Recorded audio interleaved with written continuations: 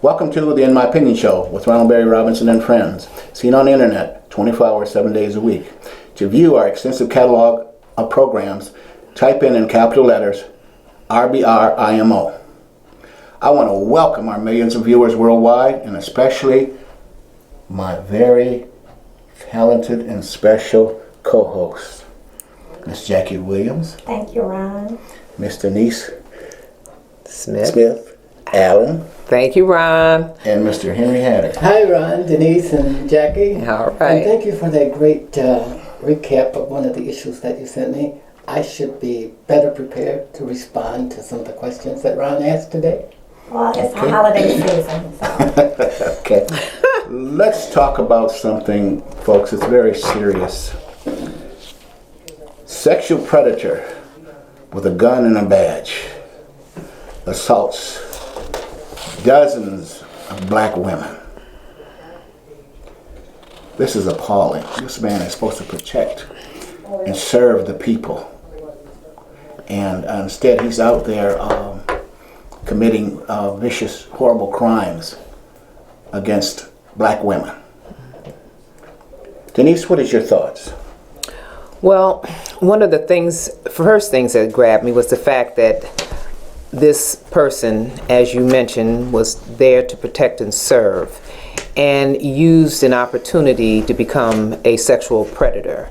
And what is most egregious to me is that mainstream media has not dealt with it the way it should be. I believe that Jackie may have some information that she might want to share about this particular incident for those who may not be aware of it. And so after we have a little bit more information, I think it would open up a better discussion. Okay, this man he's a former policeman, and his name is Daniel Holtzclaw. I believe I'm saying that correctly. He is guilty of 18 out of 36 attacks.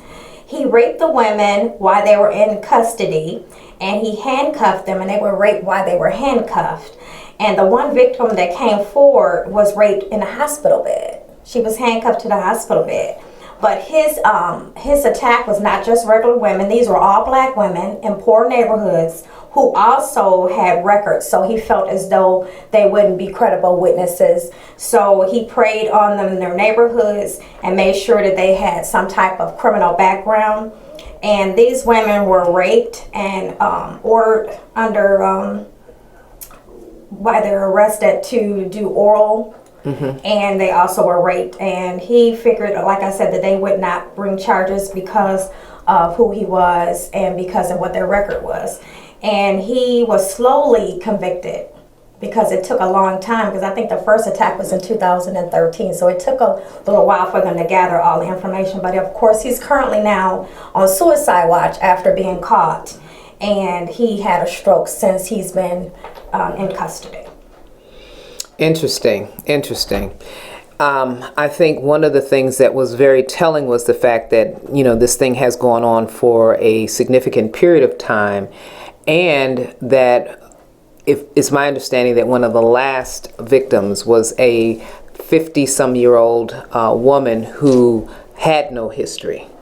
And once the act occurred, because I heard her story on Tom Joyner Morning's show, they actually had her interviewed. And she was going to visit a friend's house, or coming from a friend's house, when he stopped her. He pulled alongside of her to see her, and then he got in back of her and then pulled her over, and then, demanded or commanded her to perform orally on him while he's standing with his gun in his holster. And so she immediately went to the hospital. And when she got to the hospital, they did the swab and all of that, and that's what helped bring this whole thing to light. Oh, wow. Well, absolutely horrible. If he's been doing this since, for 2 or 3 years now, I would assume that he probably was doing this prior to 2013. Absolutely. And if the county is 36 women total right now? Yes, he's been convicted of that many. What about all of the women that didn't tell? That didn't tell for various reasons. And if any of those women are out there please tell somebody, okay? So that this guy can rot in prison, all right? And hopefully when he goes to prison, them 3 hots in a cot, there's other prisoners that will find out about this, okay? And that's all I can say right now. Well, I think it's surprising that nobody knew what he was doing, because a lot of times you might be able to ride by yourself sometime, but not all the time. So I really believe there was some people, and again, that dedication to one another. Probably. Accomplices? Yeah, because how could you do it for such a long period without anybody being aware of what you're doing? Because they have to know where you are. They know where your police car is. They have radars. They know where a police car is. So how are you able to disappear for unsurmountable hours or time without explaining what you were doing? And if you took somebody to the hospital, why are you still at the hospital? And where was anybody else at where you're able to rape a person on a hospital bed? What did you tell somebody where they're not coming in? Because in the emergency area, those are just curtains. Right. Right. Well, I'm sure there's more to the story, but the idea is for someone to have been in that position, especially in light of all the things that are going on with police agencies right now, that does not help. And that really gives me the thought that psychological evaluations are definitely needed every year for people who are policing in the streets, because you don't know what you're dealing with anymore. You just don't know. Now, was there any indication that he had body cameras or anything like that? Did that police department have any of that? Didn't mention any of that. No. Okay. No. Mr. Hatter, what is your thoughts? Well, Ron, I've never been in a situation like that. And I believe that this policeman, rogue cops, are a discredit to the police department. They're a discredit to law enforcement, and a discredit to the nation and to justice. I think this man, his kids are probably would disown him for what he did and could never forgive him. Do we know if he had children? I don't know, but let's assume he does. No, it's and that's great punishment. And there's no doubt that this man had a dark side to him. And as Jackie said, somebody had to know something because they observed him. This was an unusual act of criminal activity. Unusual. 36 women and maybe more. Who knows? But there had to be a dark side. Just by overhearing a conversation in a phone booth, or overhearing a conversation next to you in a restaurant. People do talk. And he talks to people. And policemen talk. They exchange ideas and they exchange criticism, particularly of people who are poor or of color or with some other stigma about them. They talk about them all the time. And Jack, I believe that you know that, right? Oh yeah, they do talk. And so somebody knew something, but did not get to the right people to expose this man. And I think, but we should let the law take care of him, and I believe that the law will. And I believe that that he will get his due, because he's done enough to estrange even people of his own race. Yeah, but I think the thing that really kind of troubles me, though, that even though the mainstream media did not actually do due diligence in putting this kind of information out there, perhaps because they thought it might be inflammatory or whatever, the point still being, we still, as a community, have an obligation. And what I'm looking at, too, is where are we? Where's the clergy? Where are the people that would stand up for these women? I don't care if you have a record or not. You become a victim and no one is there for you. So that's troubling to me. Those are indisputable arguments. We can't defend against those kind of arguments. Well, sure, you're right. Where was the media? I heard nothing until today. I think they knew that if that got out. This was so egregious that it should have went around the world in 7 seconds. But I think it was by choice because they know with everything else going around, if you put out that a policeman was just in black neighborhoods where people were low income and where people had records and raping them and making them have oral performances on him, people would have been outraged and they would have been doing everything. So they kept it because they knew the damage that it would do. Until he was totally in custody and now he's sick. But maybe it was that this policeman might have seen black women more appealing. What? That does not say very much for... Yeah, that doesn't come from me at all. Did that come from you, Denise? Pardon me? That they found black people appealing? No. I think because in Contrary to what we've heard in the past. in my mind, it was just that you don't matter, and what you're doing, what I'm going to do to you, you're not going to tell because you're not going to. Who's going to believe you? Yeah, that's a good argument. Okay, who's going to believe you? And so, like I said, with all of that, but now that it's out to some level, to the level that we're discussing it, so it is coming out. Now this man is going to be sentenced eventually, and like it's been said, now he's in custody, he's going to play crazy, he's on a psychiatric ward. Yes, maybe he'll have a stroke because now he knows his career is over, and perhaps maybe his family has disowned him. But again, I say, during all of this, those women who have been touched by this horrific situation, they need counseling, they need support. And it's incumbent upon us as a community to say, we're there for you, we're there with you. Regardless to whether you have a history or not, we should be supporting these women. Exactly. And so I'm not sure, but I think this is something that deserves revisiting because certainly we should be hearing something.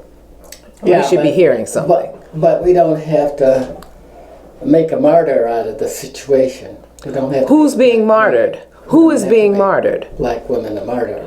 Oh, no. We're not going to say that they're martyrs, but certainly, my God, Right. What about the respect of their humanity? That's not being martyred. Yeah, okay, but still... there is no but still it is. Enforcement will do everything it can to adjudicate the case. I don't trust that. Right. I don't trust that. Then if you have no faith in the law, it will take its own course. But you got to believe in something. I believe in something, Henry, but what I'm saying to you, yes. I mean, we're going to be talking about some other subject matters as it relates to how the law and judgment is being meted out right now. And right now, we're seeing things that boggle the mind in terms of how people seem to be getting away with what is obviously either murder or some kind of act. And the press is what depresses me. The press. Because it did not expose the story. Yes. But now that it has been, like I said, to some degree, I still don't hear any outcry. Enough details. I don't hear any outcry. I don't hear any concern from the community where this has happened. You would think that at the very least, some people would go down to the courthouse, or there should be some kind of information sharing about what happened to these women. Maybe they don't want to come forward. That could be the case. But we need to know what's going on with them because, like I said, this is a horrible thing to have happened. But women all over the United States probably feel equally concerned about that. I'm sure they do. They should. I'm sure they do if they are aware. But like you said, today you just heard about it. Right. And this thing has happened. When was this? I mean, we know when it started, but when did it become to light to the degree that it has? I heard about it, the last 3 weeks, 4 weeks? Mm-hmm. And so now that this man is going to go to court, did you relay? 2014 is when he was charged with one of them, and they're still steady adding stuff to him. But this is going to be 2016. Right, but eventually he's going to come up for a sentencing, and so in between that, I'm hoping that that at least in that community there's a groundswell of support for the women, and they're not being martyred; they're being supported. What Henry. I meant, I didn't mean to say that only women are concerned about that. Men are concerned about that too. I said community. Men in great numbers are concerned about what happened to these women. Mm-hmm. And they're not only men of color, but they're men who just have a disdain for that activity. Mm-hmm. So they need to be reconciled. We need to recognize them. We need to know that they're out there. You know, yes, I hear you, and I believe you're right, but I want to be able to see it. And I think that these women deserve to see it. Okay. And Okay. especially with all of the violence that's going on around our nation as it reflects on law enforcement in general. Exactly. Okay, this kind of behavior is totally unheard of, and very heinous. And hopefully this degenerate will get what he's got coming. You know, once the boys get a hold of him in prison. Now he can go to segregation or solitary Now, confinement. because he's a police, he won't be put into the regular population, correct? Well, I don't know. Probably not. It depends. If I was calling the shots, he would be. Yeah, because I thought they had like a little special They do. treatment in there. They have special places Yeah, for I them. It's think you're right. called segregation, okay, or protection. And you can see why that happens. People who defend other public defenders have to have that kind of scrutiny. And when they get betrayed, and when they betray their trust, they should be put right where everybody else is. Oh yeah. Something to be said All about that. privileges should be wiped away. Exactly. Yes, I agree with you there. I agree with but you but there. then after a while, okay, in a number of cases, they lessen your confinement restrictions. Oh, okay. Okay. Now it might take them several years, but they don't, unless you were a Charles Manson or something like that. Even he's in general population, I think now. But it's Mm-hmm. So it's a process. So they go. Okay. After everybody dies of his gender, of his generation, then there are challenges, right? Well, they don't have to not die. They could be necessarily. transferred. Transfer. And more than likely, he'll go to the segregation of some kind, whether it be a state facility or maybe a federal facility. I don't know. And I don't care. Oh, I don't either. I don't Okay. either. Okay. So boys out there, you got one coming. Okay. Okay. All right. Moving on. Let's talk about pimping black pastors. 100 of them. All right. Joining and supporting Donald Trump. Now, with the things Trump has been saying, okay, I don't think he'll make he'll get the votes necessary in Iowa. Anyway, I hope not. But the hatred that he's spewing out, okay, stop the Syrians, all right. Other Republicans are saying, echoing, if you kill a terrorist, or if you find out that there's a terrorist, kill their families. Okay, and he's echoing this kind of stuff. Okay, now, is this the kind of president that America needs? I don't think so. Okay, the president of the United States is the president of all people. Of all people. Now, just because all Syrians aren't terrorists, okay? But the news media and the Republican Party would make us think that that's the case. Because every opportunity they get, they're throwing something that's negative about the Syrian people. Syrian people are human beings, okay? I don't like a lot of the things that they do in terms of their violence and so forth. But we got to go back into history. They've been at war for thousands of years. They may not be called Syrians. They may be called by another name. but humanity deserves human treatment. What's your thoughts, Denise? Well, you're mentioning how right now we have. I kind of got off a little bit as far as the black pastors are concerned. Yeah. But how on earth could they, and they preach probably every Sunday or whenever they meet. Okay, love thy neighbor, and and a lot of other things. Mm-hmm. So that's that's the point I'm trying. How could they support? How could they support this man? Well, first of all, we don't know to what degree there is support, because you're getting conflicting reports. At least the information that I've heard has been conflicting, because some of the pastors, I think, went with the understanding that they were going to go and meet with him and perhaps try to dissuade him from all of his hatred, spewing and that kind of thing, and to let him know how much they didn't appreciate those kinds of antics, and hoping that they could, basically reason with a fool. So that didn't go over well. From my understanding, it did not go over well. And so some of them left, and then the remainder may have ended up getting pictures taken. But I also believe that for those who did stick around and those who may think that they are of support, probably had their own personal agenda. Mm-hmm. Personal agenda, perhaps financial gain, or something that they think might help their congregation in some form or another. So the jury is still out.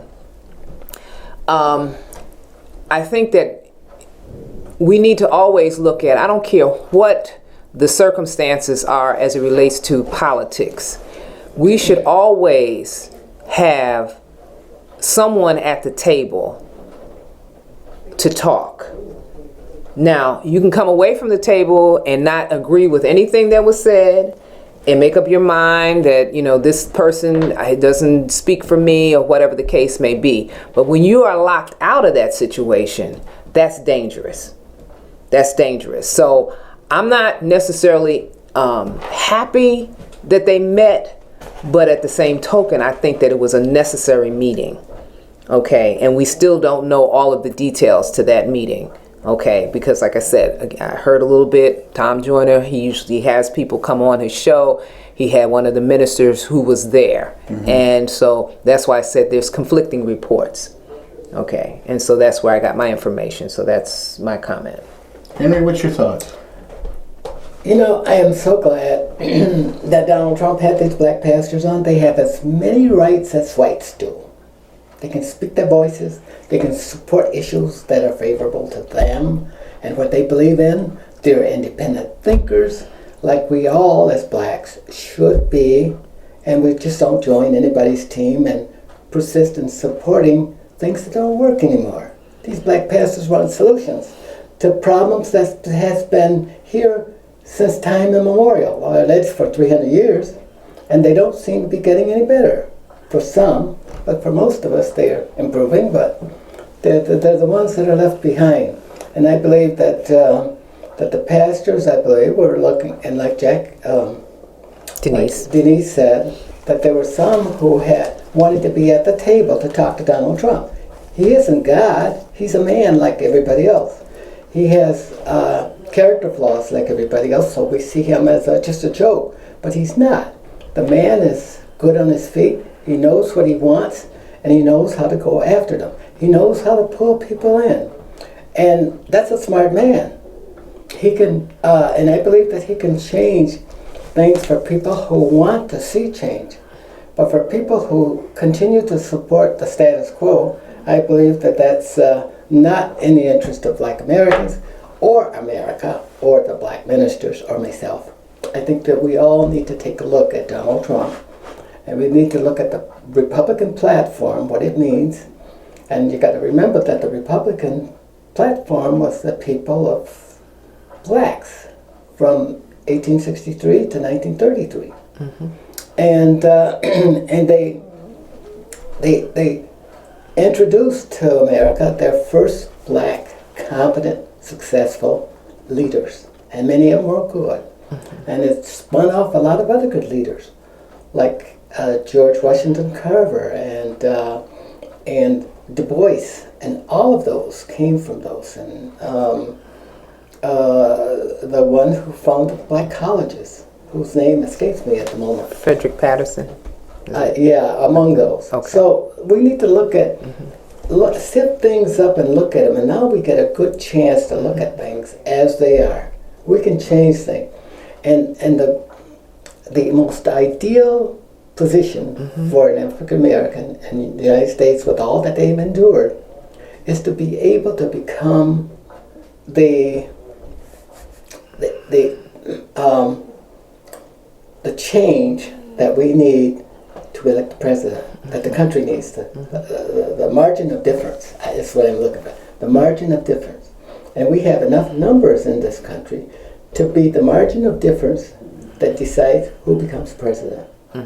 That's when we count and we change things.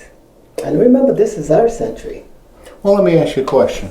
If the Republican Party were so great and engaging, then why did they more or less kick the Republican Party to the curb and went and go Democratic? Who? The Republican Party. Oh, the blacks did? How white Yeah. the blacks did? Well, the New Deal brought in stuff for them they never had before. Remember? Yeah. They gave them a job, the WPA. And they put them to work. They didn't have the same jobs as whites had, but they did have a job. At that time, the government was destroying all of the resources that we had, like cattle. They were killing them and burying them in the ground. They were dumping food into the ocean so that prices would rise in this country. And it was a tough time for all Americans, whether you were white or black, but it was a tough time. Roosevelt says, hear ye, hear ye, hear ye. We'll give you a job. Well, with that, I gotta say, hear ye, hear ye, hear ye. It's time for us to bring this program to a close. But I want to thank our millions of viewers, and especially my technical crew and the very talented co-hosts. This is Ronald Barry Robinson saying for and friends, stay focused.